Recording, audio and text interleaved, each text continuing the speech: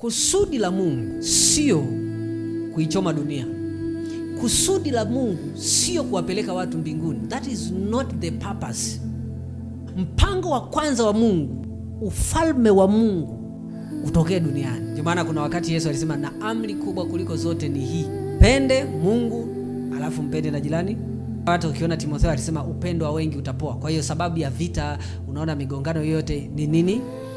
Watu wakiwa na upendo sahihi duniani ni ishara kwamba ufalme wa Mungu umeanza kutokeza duniani. Upendo ni tabia ya Kristo. Hata ndoa ambayo haina upendo wowote, listen, hata kama mwe na milioni 100, amekupromise gari, mmejenga nyumba ya kifahari ghorofa 100, listen, kama hakuna upendo ndani yake hakuna Kristo, na kama hakuna Kristo kuna migogoro, na kama kuna migogoro nyie hampo hai. Upendo ni wa msingi kuliko hata mifungo na maombi. Upendo ni wa msingi sana kuliko hata sadaka. Upendo ni wa msingi sana kuliko hata akili. Upendo ni wa msingi sana kuliko hata shape. Upendo ni wa msingi sana kuliko hata handsome. Kwa sababu upendo ndio tabia ya Kristo.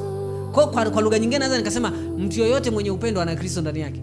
Ni kazi ngumu sana duniani kucontrol mtu asiye na upendo na wewe. Ni kazi ngumu. Ni migogoro yote duniani inaweza kuisha kama endapo watu wanapenda. Even Marekani na Iran ni kwa sababu tu hawapendani. Yaani sababu kubwa ni hawapendani. Hiyo tu basi. Ukisema kwa nini wanagombana, usitafute sababu. Unajua mafuta, unajua bwana uchumi.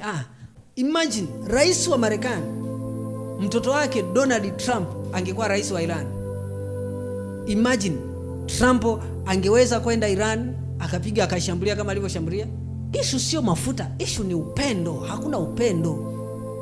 Ndio maana ukisoma ile Timotheo anasema wakati wa mwisho upendo wa wengi utapoa. Anasema na kwa sababu hiyo maasi yataongezeka. Upendo kupungua ndio kunakoleta maasi. Sometimes you cannot understand this what I'm talking, but it is true. When there is no love, there is no life.